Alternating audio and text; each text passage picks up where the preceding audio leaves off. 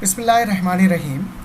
What we were discussing about a thyroid stimulating hormone and its role in hormone regulation, TSH and TSH assay. We have discussed about its sensitivity and assay method by different technique, modern technique. And last time we have left the topic on the effect of drugs on serum TSH level as shown in table 47.2 and 47.4. Now let's come to table 47.2 and 47.4. Now here is the table 47.2. Now you can see here in this table you can see here para-aminosalicylic acid, what it causes, its effect on serum T4, RT3 uptake, free thyroxine index FTI, T3 and serum TSH and comment. Okay, like para-aminosalicylic acid, it decreases the T4 and what it means, different terminologies. We can say NDs means not defined, decrease, not defined and increase. So para-aminosalicylic acid which reduces the T4, RT3 uptake not defined, free thyroxine index decreased, serum T3 not defined, serum TSH increase. Anti-thyroid effect rarely with long term use. उसके बाद है next is amino glutathione, increase T4 not defined T4 T3 and then also increase TSH.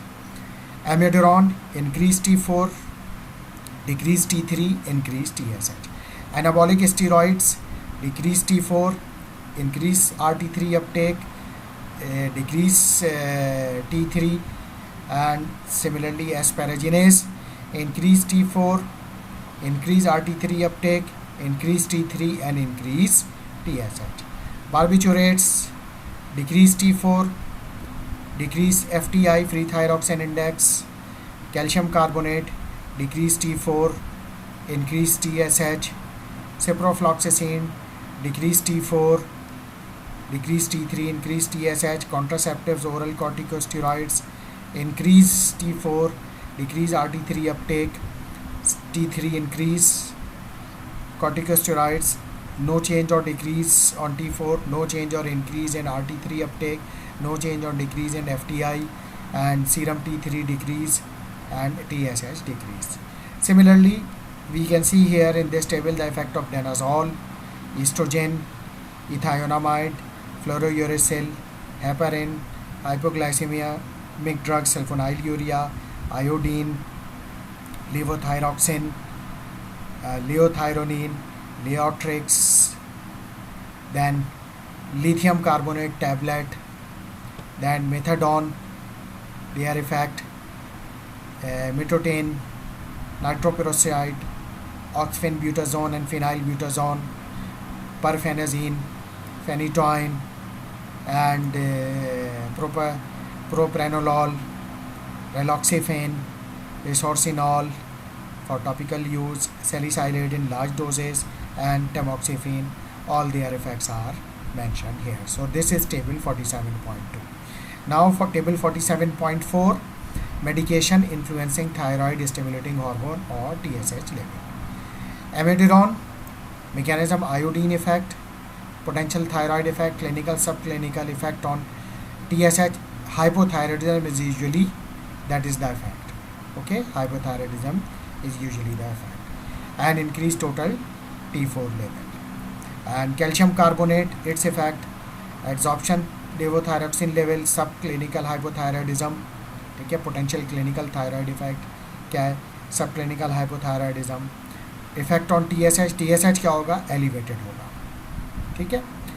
And ciprofloxacin increases the TSH level, corticosteroids suppresses the TSH level, and dopamine agonist suppress the TSH level, dopamine antagonist elevate the TSH level, iodine elevate the TSH level, and interferon elevate the TSH level, and in hypothyroidism and in hyperthyroidism it cause suppression of TSH level.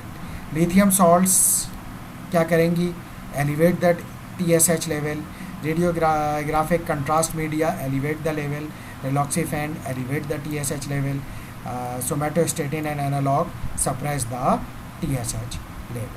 So this is all about of table 47.2 and 47.4.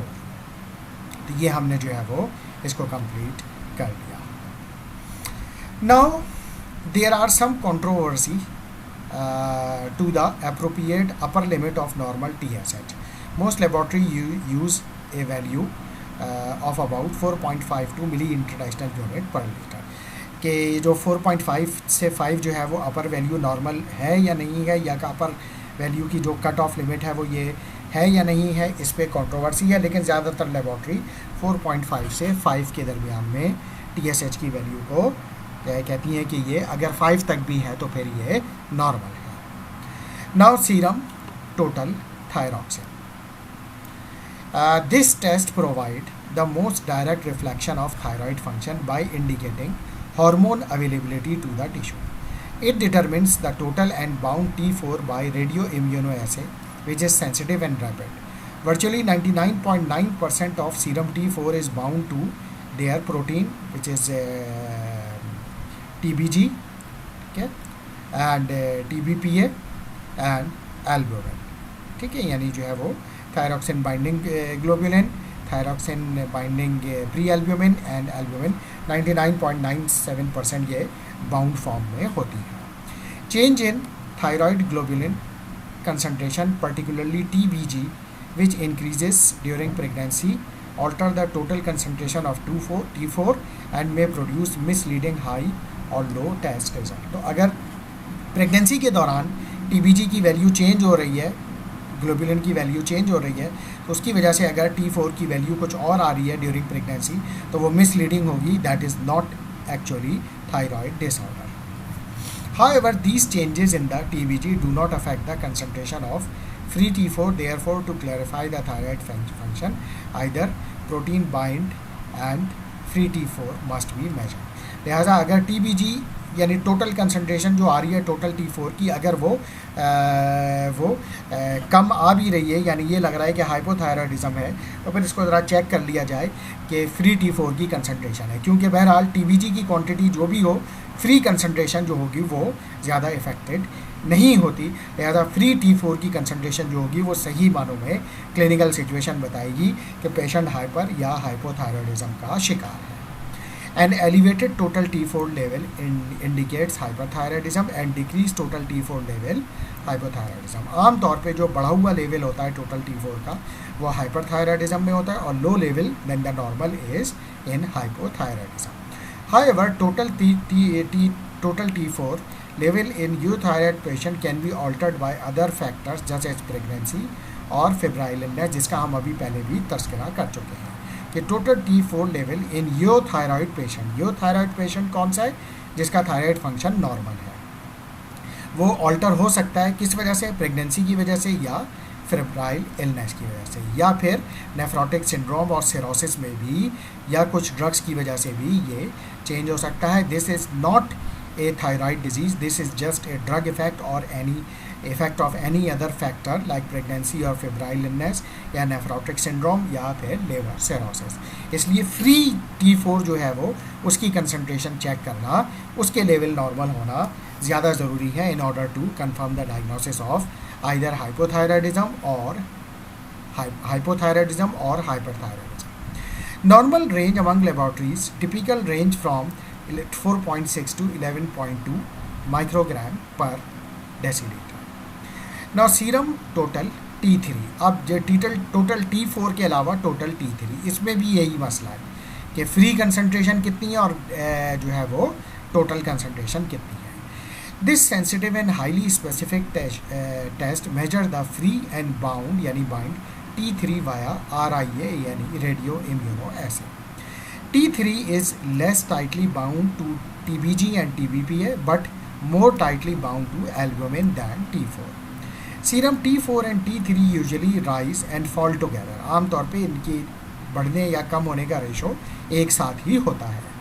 However, hyperthyroidism commonly causes a disproportionate rise in T3 and the total T3 can be rise before the total T4 level. Hyperthyroidism में क्या observe किया गया?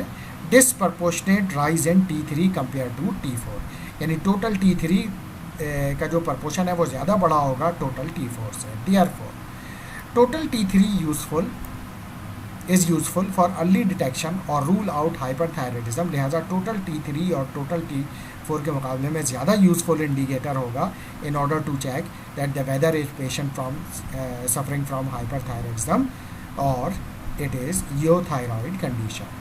Many of the symptoms associated with hyperthyroidism are the result of elevated total T3. ज़्यादातर जो symptoms होती हैं hyperthyroidism की वो elevated total T3 level से होती हैं. This test may not be diagnostically significant for hypothyroidism in which total T3 level may fall but stay within the normal range. अच्छा, हाइपोथायरॉयडिज्म की डायग्नोसिस के लिए ये टेस्ट जो है वो सिग्निफिकेंट नहीं है.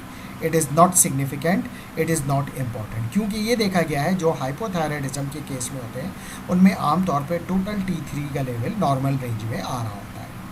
The total T3 may be low in only 50% of the patient with hypothyroidism. यानी इसका मतलब ये हुआ कि 50% पेशेंट में तो हाइपोथायरॉयडिज्म में कि अगर वो शिकार हैं तो टोटल T3 लेवल कम आएगा, लेकिन 50% पेशेंट ऐसे होंगे जिनमें नॉर्मल आएगा. तो इसलिए क्योंकि आपको पता तो नहीं है कि ये कौन सी कैटेगरी में फॉल करता है, इसलिए टोटल T3 हाइपोथायरॉयडिज्म के लिए इतना रिलायबल नहीं है. If there is an abnormality in binding protein, this test can yield the same misleading result as the total T4 reading. तो वही प्रॉब्लम होगी जैसे टोटल T4 में है कि प्रेगनेंसी है, लिवर सिरोसिस है, या जो है वो नेफ्रोटिक सिंड्रोम है, तो उसमें फेब्राइल इलनेस है, तो वहाँ पे भी फिर ये मिसलीडिंग हो सकते हैं. तो ये पहले चेक कर लें कि पेशेंट को कोई और डिजीज़ साथ में तो नहीं है. Other factors affecting the test results include pregnancy which increases the total T3 level, malnutrition or hepatic or renal disease which lower the total T3 level, और various drugs as mention in table 47.2, जो कि हम already table 47.2 में उन drugs का तस्करा कर चुके हैं. Normal range very among laboratories and typical the range is 75 to 195 nanogram per decilitre. ये तो हो गया total T3. Now resin triiodothyronine uptake which is RT3 uptake. This test clarify whether abnormal T4 level are result of thyroid disorder or to abnormalities in the binding of protein, because it evaluates the binding capacity of thyroid binding globulin. तो ये भी एक important test है RT3 Uptake test. ये क्या बताएगा कि अगर T4 लेवल एबनॉर्मल आ रहा है तो वो किस वजह से आ रहा है? क्या थायराइड डिसऑर्डर की वजह से आ रहा है, या थायराइड डिसऑर्डर नहीं है बल्कि एबनॉर्मेलिटी इन बाइंडिंग प्रोटीन मौजूद है. If an abnormal amount, high or low, of thyroid hormone is present in the blood, the RT3 results change in the same direction as the altered result, means elevated in hyperthyroidism. यानी RT3 uptake की value elevated होगी hyperthyroidism में and decrease होगी hypothyroidism में. यानी RT3 की value जो होगी वो हमें इस तरह से बताई जाएगी कि अगर एलिवेटेड लेवल है RT3 अपटेक का, RT3 अपटेक यानी रेजिन ट्राईआयोडोथायरोनिन अपटेक का, अगर इसका लेवल अपटेक एलिवेटेड है इसका मतलब है हाइपर थायराइडिज्म में, और अगर डिक्रीज है तो फिर ये हाइपोथायराइडिज्म में, और अगर ये नॉर्मल है तो फिर इसका मतलब है थायराइड डिजीज़ नहीं है बल्कि ये जो प्रॉब्लम है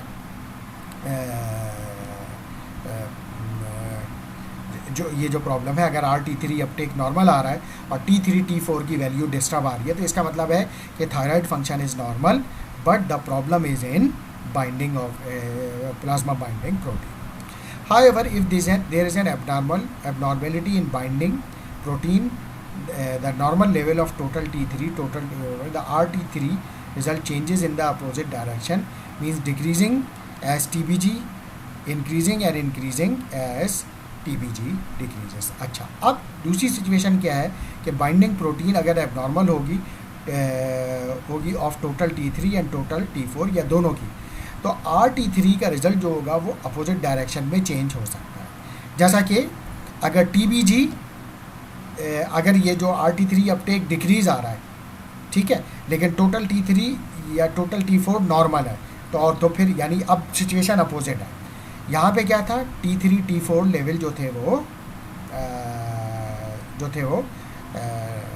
एबनॉर्मल थे, लेकिन ये हमें नहीं पता चल रहा था ये एबनॉर्मल किस वजह से।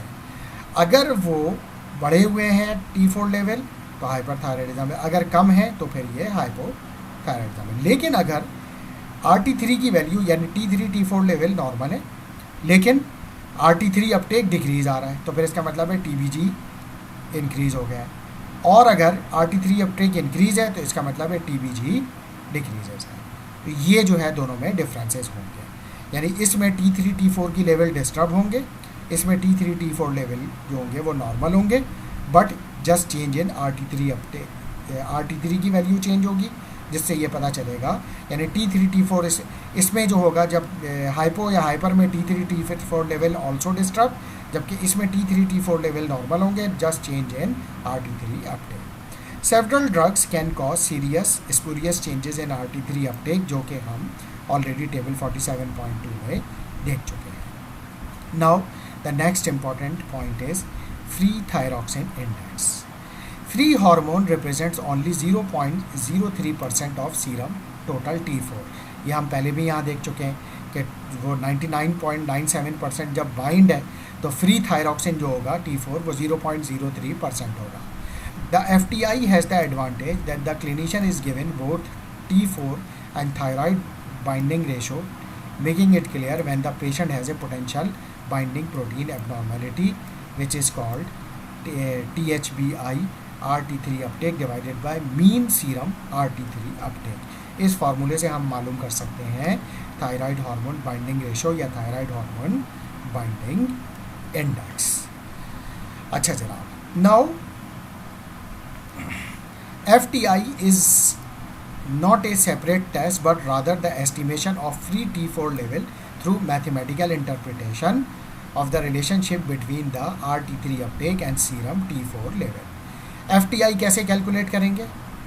आपने क्या किया, टोटल T4 की value multiply by RT3 uptake की value divided by mean serum RT3 uptake, इससे आपको फ्री थायरॉक्सिन इंडेक्स मिल जाएगा।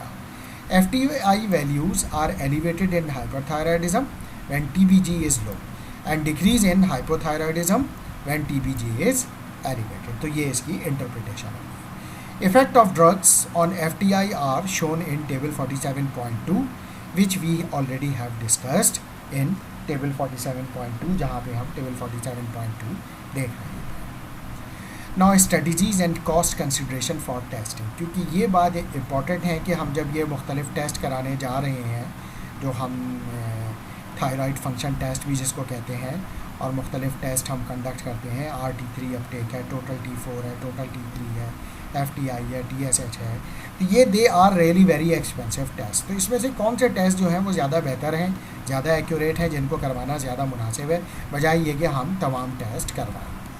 The ATA यानी American thyroid association recommends a free thyroxine FT4 and sensitive TSH as a primary laboratory test diagnosing thyroid disease, as we have already discussed in figure 47.4। figure 47.4 में हमने उसको जो है already discuss कर लिया है।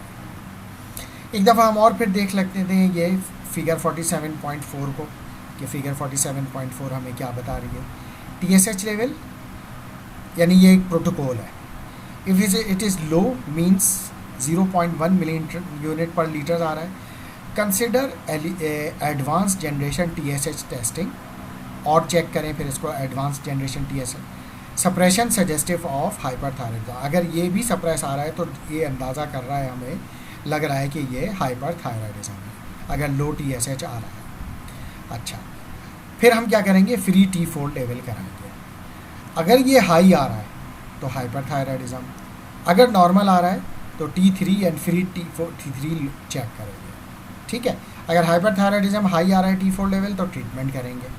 ठीक है, T4 लेवल अगर हाई आ रहा है, नॉर्मल है ठीक है। फिर T3 पे चेक करेंगे, T3 अगर हाई है तो फिर अगेन हाइपरथायराइडिज्म है और ट्रीटमेंट करेंगे। अगर नॉर्मल है तो सब clinical hyperthyroidism and close follow up से फॉलोअप करें, अभी इसको किसी ट्रीटमेंट की ज़रूरत नहीं है। अगर जो है TSH level greater than 0.1 milli unit per litre है and below lower limit of the normal acid, then repeat TSH testing if clinically euthyroid. यानी अगर पेशेंट वैसे बाहर क्लिनिकली ठीक नज़र आ रहा है तो फिर इसको रिपीट करें TSH टेस्टिंग। अगर लो आ रही है या सब नॉर्मल आ रही है तो फिर फ्री T4 चेक करें। फ्री T4 चेक करने के दोबारा बाद ये भी प्रोटोकॉल है। अगर हाई आ रहा है हाइपरथायराइडिज्म एंड ट्रीटमेंट, अगर नॉर्मल है तो T3 चेक करें।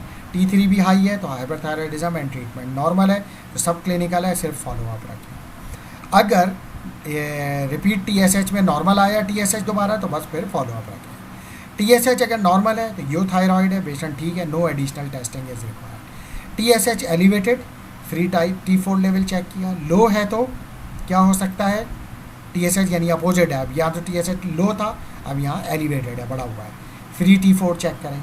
फ्री T4 अगर लो है तो हाइपोथायराइडिज्म है एंड रिप्लेसमेंट थेरेपी यानी थायरॉक्सिन आप उसको पेशेंट को टैबलेट्स उसकी देनी पड़ेगी। अगर फ्री T4 नॉर्मल है तो इट मे बी सब क्लिनिकल हाइपोथायराइडिज्म, ठीक है, हो सकता है एंटी थायराइड एंटीबॉडीज़ की वजह से ये सब क्लिनिकल हो रहा हो।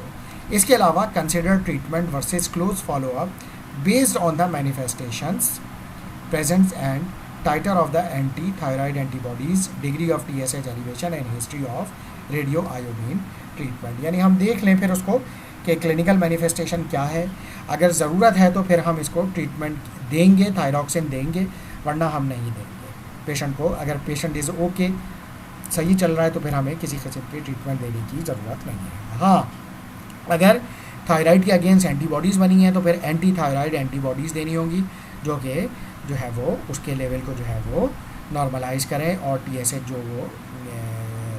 जो एंटी थायराइड थायरॉक्सिन एंटीबॉडीज़ हैं उनको ख़त्म करें ताकि थायराइड लेवल जो वहाँ से थायराइड ग्लैंड से रिलीज़ हो रहा है वो नॉर्मल रेंज में आ जाए और वो जो सिम्टम्स हैं थोड़ी बहुत भी वो ख़त्म हो जाए। सो this is about figure 47.4। Thyroid disease screening for the otherwise generally healthy population has been shown not to be cost effective based on the rate of detection and cost associated with massive screening। लिहाजा massive screening करने की ज़रूरत नहीं है क्योंकि ये cost effective नहीं है। However, with increasing use of improvement in technology, costs have been falling as mentioned in figure 47.5। Here is the figure 47.5 which is algorithm for the use of sensitive thyroid stimulating hormone testing in patient with non-thyroid illness, means वही screening वगैरह के लिए। तो इसका क्या protocol है, TSH लो और सब नॉर्मल, फ्री T4 कराएं। लो है तो पॉसिबल इफेक्ट ऑफ NTI, ठीक है, यानी NTI means this is non thyroidal illness, यानी कोई और प्रॉब्लम है। हाइपोथैलेमिक पिट्यूटरी फेलियर भी हो सकता है। अगर नॉर्मल आ रहा है तो possible effect of non thyroid illness, सब क्लिनिकल हाइपरथायराइडिज्म भी हो सकता है। हाई आ रहा है फ्री T4 तो प्रोबेबली हाइपर थायराइडिज्म। अच्छा, TSH normal, free T4 check करें। लो है तो possible effect of NTI non thyroid illness या हाइपोथैलेमिक पिट्यूटरी फेलियर। नॉर्मल है तो लाइकली यूथराइड और हाई है तो possible effect of non thyroid illness. And TSH normal है लेकिन फ्री T4 हाई है। एलिवेटेड है अगर TSH, फ्री T4 कराएं। लो है तो पॉसिबली हाइपोथायराइडिज्म है। नॉर्मल है तो recovery face of non thyroid illness या सब क्लिनिकल हाइपोथायराइडिज्म, और अगर T4 बढ़ा हुआ है, हाई है, तो possible effect of psychiatric illness, specially जो हो सकता है वो साइकोसिस भी हो सकता है और डिप्रेशन भी हो सकता है। यानी इसका मतलब ये हुआ सिर्फ ये दो टेस्ट ही करा लें अगर आप, TSH और फ्री T4, तो यही आपको एक क्लियर पिक्चर पेशेंट की दे देंगे, आपको सारे टेस्ट करवाने की ज़रूरत नहीं पड़ेगी। तो this is about the effect of cost effectiveness about the thyroid screening. Screening of asymptomatic individual is controversial, यानी जिसको सिम्टम्स ही नहीं है तो उसको स्क्रीनिंग क्यों करें। And recommendation from major medical group have been conflicting, यानी ज़्यादातर जो मेडिकल ग्रुप्स हैं वो इसको मना करते हैं, कन्फ्लिक्टिंग करते हैं, कहते हैं कि नहीं इसकी कोई ज़रूरत नहीं है। The most appropriate target population for screening include ज़्यादातर जो टारगेट पॉपुलेशन है जिसकी स्क्रीनिंग करने की ज़रूरत है, that is women older than 60 years and others at high risk for euthyroid dysfunction, history of auto immune disease और टाइप 1 डिजीज़। ठीक है, वो वीमेन जो कि ओल्डर दैन 60 ईयर्स हो या जिसको ऑलरेडी हाई रिस्क हो थायराइड डिसफंक्शन का, लाइक पेरेंट्स को था, या उसकी हिस्ट्री है ऑटो इम्यून डिजीज़ की या टाइप 1 डायबिटीज़। इसके अलावा family history of thyroid disease, जैसे मैंने बताया कि family history of thyroid disease है तो उनको स्क्रीनिंग करें। Patients with clinical symptoms of hypothyroidism या हाइपरथायराइडिज्म, जिनको ऑलरेडी क्लिनिकल सिम्टम्स हैं हाइपोथायराइडिज्म की या हाइपरथायराइडिज्म की। इसके अलावा प्रेग्नेंट वुमेन और those hoping to become pregnant, इनकी भी स्क्रीनिंग की जा सकती है। The sensitive TSH assay is useful in detecting patient at risk of receiving excess amount of thyroxine as replacement therapy। इसके अलावा जो TSH assay है वो काफ़ी है, सेंसिटिव assay TSH assay आप करें सिर्फ इस काम के लिए कि अगर पेशेंट जो है वो थायरॉक्सिन रिप्लेसमेंट थेरेपी ले रहा है तो वो उसके लिए काफ़ी है, टेस्ट काफ़ी है, जिससे ये पता चलेगा कि अगर TSH लेवल नॉर्मल रेंज में आना शुरू हो गया है, यानी जब बढ़ा हुआ था जैसे हाइपोथायराइडिज्म था तो TSH बढ़ा हुआ था, आपने थायरॉक्सिन देना शुरू कर दी, यानी thyroxine as a replacement therapy दी, तो धीरे धीरे TSH जो होगा वो नॉर्मल पे आना शुरू हो जाएगा। जैसे जैसे वो नॉर्मल पे आता जाएगा उस तरह से आप थायरॉक्सिन की डोज कम करते चले जाएंगे। तो इसको आप मॉनिटरिंग के लिए TSH को यूज़ कर सकते हैं। Now we will come to the topic of hypothyroidism. Now hypothyroidism is inability of thyroid gland to supply sufficient thyroid hormone, means कि बॉडी को जितनी ज़रूरत है थायराइड हार्मोन की, तो थायराइड ग्लैंड जो है वो उसकी उतनी क्वांटिटी को सप्लाई करने के काबिल नहीं रहा। There are varying degrees of hypothyroidism from mild clinically insignificant form to the life-threatening extreme myxedema coma। तो माइल्ड भी हो सकता है, क्लिनिकली इंसिग्निफिकेंट के है लेकिन क्लिनिकली इतना इम्पोर्टेंट नहीं है, पेशेंट इज़ ओके, या फिर ऐसा भी हो सकता है कि ये लाइफ थ्रेटनिंग सिचुएशन है which is also called myxoedema. Now how we can classify primary hypothyroidism which is more than 90% of cases of hypothyroidism, यानी ज़्यादातर केसेस हाइपोथायराइडिज्म के यही होते हैं। इसमें क्या होगा, ग्लैंड डिस्ट्रक्शन और डिसफंक्शन कॉज बाय डिजीज़ और medical therapies, like for example radiation या सर्जिकल प्रोसीजर। रेडिएशन से ग्लैंड डिस्ट्रॉय हो गया या सर्जरी से वो रिमूव हो गया, गले की सर्जरी की गई जिसकी वजह से वो ग्लैंड जो था वो डिसफंक्शनल हो गया। इसके अलावा failure of gland to develop और congenital incompetence which is called cretinism, यानी पैदाइश के बाद ग्लैंड सही तरीके से डेवलप नहीं हुआ, पैदाइशी इनकॉम्पिटेंस हो गई which is also called cretinism by birth disorder. Secondary hypothyroidism क्या होता है, secondary hypothyroidism result of pituitary disorder that inhibit TSH secretion. लाजी बात है, जब TSH सिक्रीट नहीं होगा तो वो थायराइड ग्लैंड पे जाके T4 T3 को रिलीज नहीं करेगा। The thyroid gland is normal but lacks appropriate stimulation by TSH, तो this is called secondary hypothyroidism.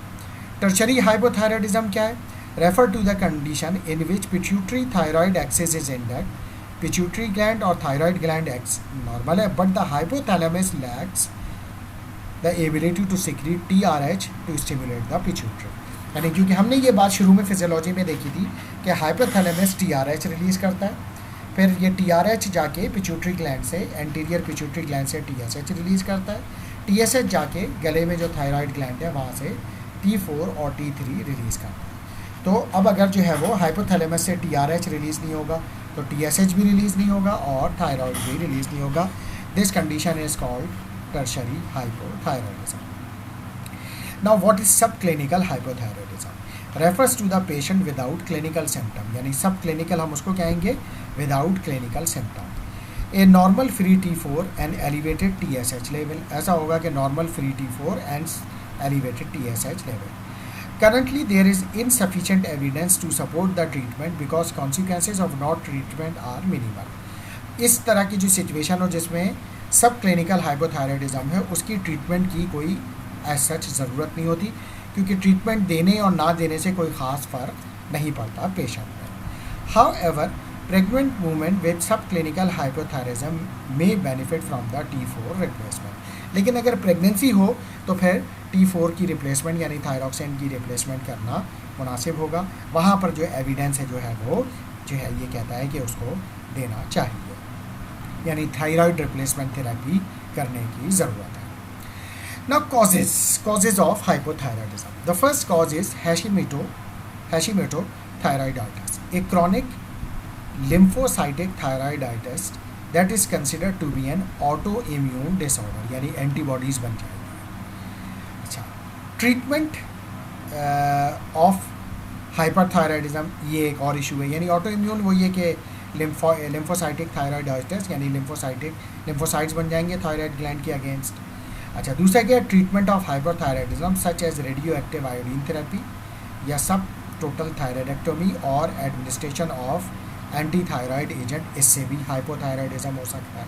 यानी ये भी एक कॉज हो सकती है कि रेडियो एक्टिव आयोडीन थेरेपी की आपने, या फिर पार्शल थायराइड ग्लैंड रिमूव कर दिया, या एंटी थायराइड ड्रग्स दी गई किसी वजह से, तो जिसकी वजह से पेशेंट जो था वो हाइपोथायराइडिज्म में चला गया. यानी पहले पेशेंट हाइपरथायराइडिज्म का शिकार था, आपने ट्रीटमेंट किया, उसके बाद वो हाइपो में चला गया. इसके अलावा surgical excision of thyroid gland, गले की सर्जरी की गई जिसकी वजह से पूरा का पूरा थायराइड ग्लैंड निकाल दिया गया, तो पेशेंट जो होगा वो हाइपोथायराइडिज्म में जाना शुरू कर देगा. इसके अलावा ग्वाइटर क्या है, enlargement of the thyroid gland. अब इसकी डिफरेंट टाइप्स हैं. Endemic goitre results from इनएडिक्वेट intake of dietary iodine, and this is common in region with iodine depleted soil and areas of endemic malnutrition. यहाँ पे जो है वो मिट्टी जो है वो ऐसी है जिसमें आयोडीन की कमी है या मेलन्यूट्रिशन का शिकार है, वहाँ पे इनएडिक्वेट डाइटरी आयोडीन की वजह से थायराइड की प्रोडक्शन कम हो जाती है, तो this is called endemic goitre. Second is the sporadic goitre. Can follow injection of certain drugs और food containing progoitrin which is L5-vinyl 2-thioxazolidone, which is inactive and converted by hydrolysis to goitrin. यानी प्रोगाइट्रिन जो होगा वो inactive form में body में hydrolysis से goitrin में convert हो जाएगा. गोइट्रिन क्या करेगा, goitrin inhibit the oxidation of iodine to iodide and prevent iodide from binding to thyroglobulin and thereby decreasing thyroid hormone production. ये हम ऑलरेडी इसकी सिंथेसिस में बात कर चुके हैं कि आयोडीन जो है वो ऑक्सीडेशन ऑफ आयोडीन जो है ज़रूरी है iodide to prevent iodide form, और इसकी वजह से फिर जो होगी वो बाइंडिंग ऑफ आयोडीन नहीं हो सकेगी थायरोग्लोबुलिन से, और जब वो ये कि मोनो आयोडोटायरोसिन और डाई आयोडोटायरोसिन और फिर वो टेट्रा और ट्राई आयोडोथायरोनिन और टेट्रा आयोडोथायरोनिन यानी T3 T4 नहीं बनेंगे आयोडीनेशन की वजह से, तो फिर ये इसकी प्रोडक्शन कम हो जाएगी थायराइड की और हाइपोथायराइडिज्म में पेशेंट चला जाएगा. Progoitrin has been isolated in cabbage, kale, peanuts, Brussels sprouts, mustard, rutabaga, and kohlrabi, spinach, cauliflower and horse radish. इन तमाम जो है वो फ्रूट्स एंड वेजिटेबल्स में मौजूद होता है. इसके अलावा goitrogenic drug include propylthiouracil, iodides and amiodarone and lithium. ये भी ऐसी ड्रग हैं जो कि ग्वाइट्रोजेनिक है, जो कि ग्वाइटर कॉज करती है. Now less common causes include usually traumatic and sub acute thyroiditis, nodular goitre and thyroid cancer. ये भी कुछ कॉजेज हैं जिसकी वजह से जो है वो हाइपोथायराइडिज्म होता है. ट्रॉमा हो गया, थायराइडाइटिस, इन्फ्लेमेशन हो गई, नोड्यूल्स इसके जो होंगे वो डैमेज हो गए, थायराइड कैंसर हो गया. Amiodarone which is anti arrhythmic drug, intrinsic drug effect as well as its high iodine content can cause thyroid dysfunction both hypothyroidism and hyperthyroidism. ये यानी एमिड्यूरॉन हाइपोथायराइडिज्म में भी पेशेंट को ले जा सकती है और हाइपरथायराइडिज्म में भी ले जा सकती है. It causes decreases T3 production and T3 receptor binding and direct toxic effect on thyroid follicular cells. एक तो ये effect है इसका. Amiodarone causes iodine content has a direct toxic effect on the thyroid and can cause both hypothyroidism and hyperthyroidism based on other underlying disease, इसके साथ कोई और disease होगी तो उसकी बेस पर जो होगा ये हाइपो या हाइपरथायराइडिज्म कॉज कर सकती है. So this is about the effect of amiodarone on hypothyroidism. Sign and symptoms. Early clinical features tend to be somewhat vague. शुरू की साइन एंड सिम्टम्स बिल्कुल वेग होंगी, like lethargy, fatigue, depression, forgetfulness, sensitivity to cold यानी ठंड ज़्यादा लगेगी, unexplained weight gain and constipation. Progressively the characteristic feature of myxoedema emerge क्या होगी, उसके बाद फिर ये प्रोग्रेस करके क्या हो जाएगा, dry flaky in elastic skin, खुश्क स्किन होगी, फ्लेक्स बनेंगे स्किन पे, यानी जो होगी ड्राई बिल्कुल फ्लेक्स स्किन पे निशान नज़र आएंगी, inelastic skin, coarse hair, ठीक है, बहुत रफ हेयर हो जाएंगे, स्लोड स्पीच एंड थॉट, ठीक है, सोचने और बोलने का प्रोसेस स्लो डाउन हो जाएगा, हॉर्सनेस हो जाएगी साउंड में, पफ़ी फेस, फूला हुआ फेस, हैंड्स भी puffy, feets, eyelid drop, hearing loss, menorrhagia, decrease libido and slow return of the deep tendon reflexes, यानी ओवरऑल रिफ्लेक्सेस बॉडी के, एक्चुअली टेंडेंस जो होते हैं हमारी बॉडी के, वो टेंडेंस के रिफ्लेक्सेस वीक हो जाएंगे. If untreated myxoedema coma will develop which is a life threatening condition. Laboratory findings इसकी क्या होंगी, लेबॉर्ट्री फाइंडिंग्स जो होंगी वो that is available in table 47.1. Here is table 47.1. Hypothyroidism हम डिस्कस कर रहे हैं. RT3 अपटेक डिक्रीज होगा less than 35%, serum total T4 decrease होगा, सीरम टोटल T3 ये भी डिक्रीज होगा, फ्री थायरॉक्सिन इंडेक्स ये भी डिक्रीज होगा, सीरम TSH करेंगे तो वो इंक्रीज हुआ होगा. Now treatment goal. Treatment goal is replacement therapy to mimic normal physiologic level and elevate signs and symptoms and biochemical abnormalities as possible in the hypothyroidism. तो क्या करना है कि थायराइड रिप्लेसमेंट थेरेपी करनी है ताकि जो है वो थायराइड लेवल नॉर्मल पे आ जाए, फिजियोलॉजी जो है नॉर्मल हो जाए, साइन एंड सिम्टम्स ख़त्म हो जाएं और बायोकेमिकल एबनॉर्मलिटीज़ भी ख़त्म हो जाए, जैसा कि टेबल 47.5 में मेंशन है. Here is thyroid replacement preparation, table 47.4, different preparation, its advantages, disadvantages, common sources. तो इसको हम that we will discuss in the next lecture when we are discussing the therapeutic agents. Thank you very much.